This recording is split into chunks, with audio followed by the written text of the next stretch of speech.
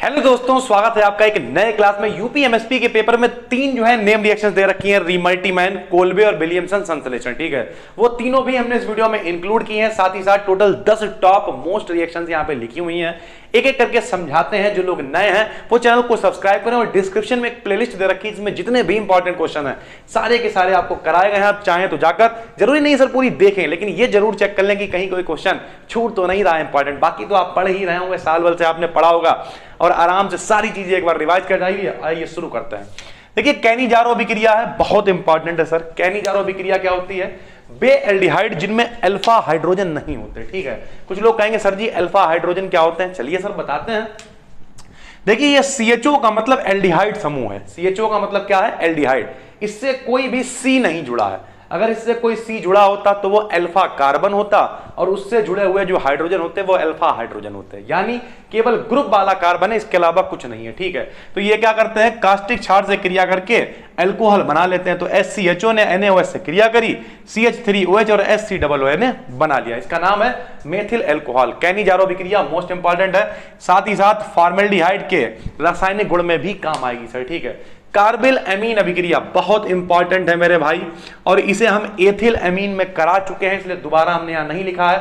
अगर आपको मिल गई है अच्छी बात, नहीं मिलती है तो नीचे एथिल एमीन प्लेलिस्ट में होगा, जाके कार्बिल एमीन अभिक्रिया आप देख लीजिएगा। ठीक है, एथिल आइसोसाइनाइड बनता है। और अगर आप देख रहे होंगे तो अपनी नॉलेज भी चेक कर लीजिए कि कार्बिल एमीन अभिक्रिया आपको याद आ रही है या नहीं। ठीक है, तीसरी भी मोस्ट इंपॉर्टेंट, जो हमने जिस ऑर्डर में लिखी है उसकी औकात नहीं है सर, सब मोस्ट इंपॉर्टेंट लिखी हुई है। एल्डोल संघनन क्या है? इसमें किनमें? इनमें अल्फा हाइड्रोजन नहीं थे, इनमें होंगे।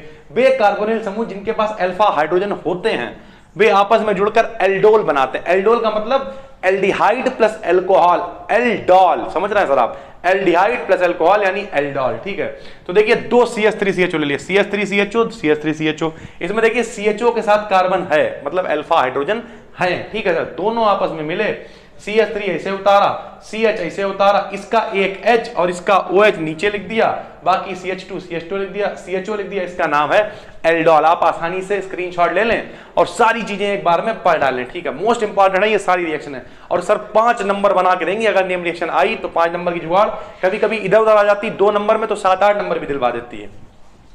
क्लीमेंसन अपचयन, ये भी काफी इंपॉर्टेंट है और सरल भी है।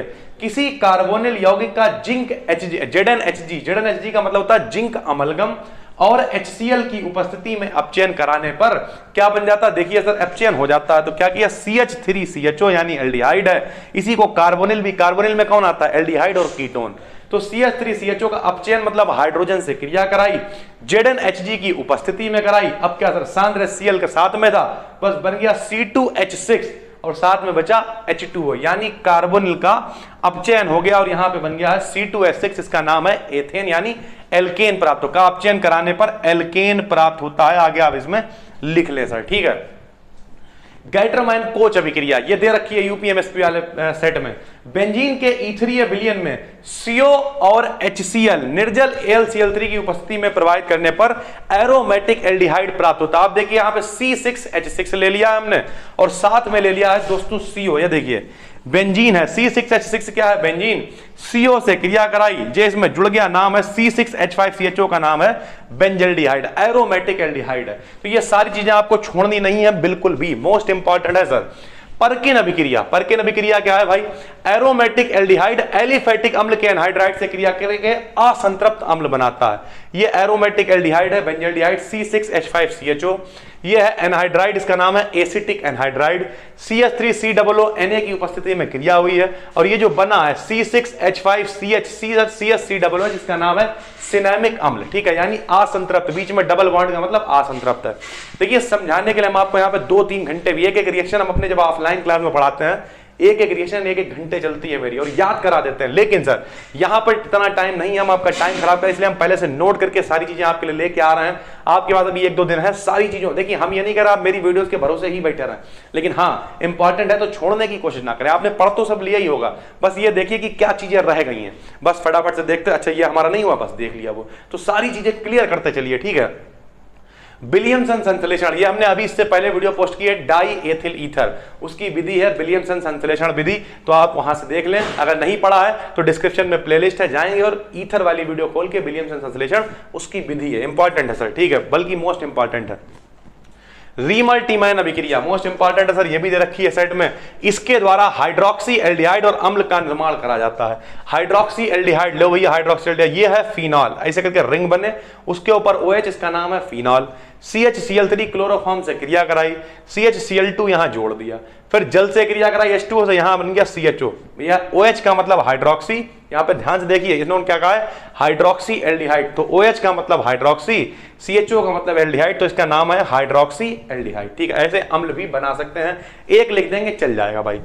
इटार्ड अभिक्रिया, ये भी मोस्ट इंपॉर्टेंट है सर, बेंजीन रिंग से जुड़ी श्रृंखला का ऑक्सीकरण कराते हैं इसमें। यह है बेंजीन, CH3 जुड़ा हुआ, इसका ऑक्सीकरण हुआ तो यहां पे हो गया CHO। उपस्थिति किसकी है, CCl4 कार्बन टेट्राक्लोराइड और CrO2Cl2 यानी क्रोमिल क्लोराइड, ये भी मोस्ट इंपॉर्टेंट है इटार्ड अभिक्रिया। अगली है रोजेनमुंड अभिक्रिया, ये भी इंपॉर्टेंट है भाई। अम्ल क्लोराइड हाइड्रोजन से PD/BaSO4, PD माने पैलेडियम, BaSO4 की उपस्थिति में क्रिया करके एल्डिहाइड बनाता है।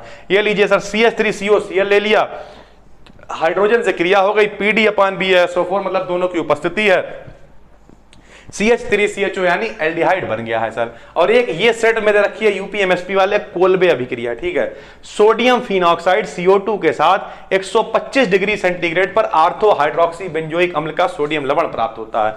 ये देखिए इसका नाम है सोडियम फिनॉक्साइड। ठीक भैया, CO2 से क्रिया कराई, ये क्या बन गया, इसका सॉल्ट बन गया। ये देखिए कब सॉल्ट बना, ये पूरी एक रिएक्शन यहाँ पे देखिए, इसी के नीचे ये भी है, ये 2 रिएक्शनें लिखी हुई है भैया। अगर आप ताप ज्यादा लेंगे, आप थोड़ा सा समझाते, जो यहां पे होता है उसे बोलते हैं आर्थो। क्या बोलते हैं, ऑर्थो। यहां वाले को मेटा, यहां वाले को पैरा, आर्थो मेटा पैरा, यानी जब ताप कम होगा तो क्या बनेगा, आर्थो, इसलिए O' का मतलब आर्थो समावेवी बना।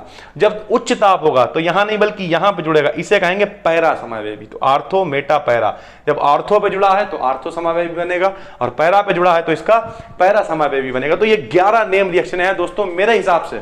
देखिए अगर 5 नंबर में लॉन्ग में 3 नेम रिएक्शनें आती हैं, ठीक है सर, उसके बाद 1-2 नंबर में कहीं अलग से आ जाती, 5 को कितने हो गए, 7।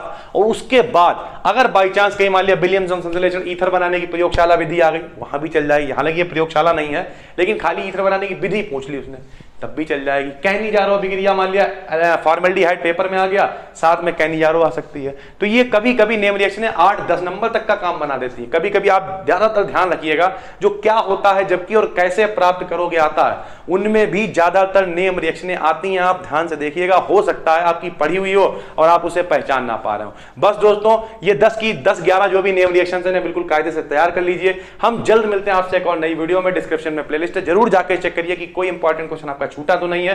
बाकी अपने लेवल पे भी पढ़िए, पूरा मॉडल पेपर पढ़ डालिए, पूरे नोट्स कोचिंग जहां भी आप पढ़ रहे थे डिटेल मेहनत करिए। हम मिलते हैं फिर, तब तक के लिए धन्यवाद।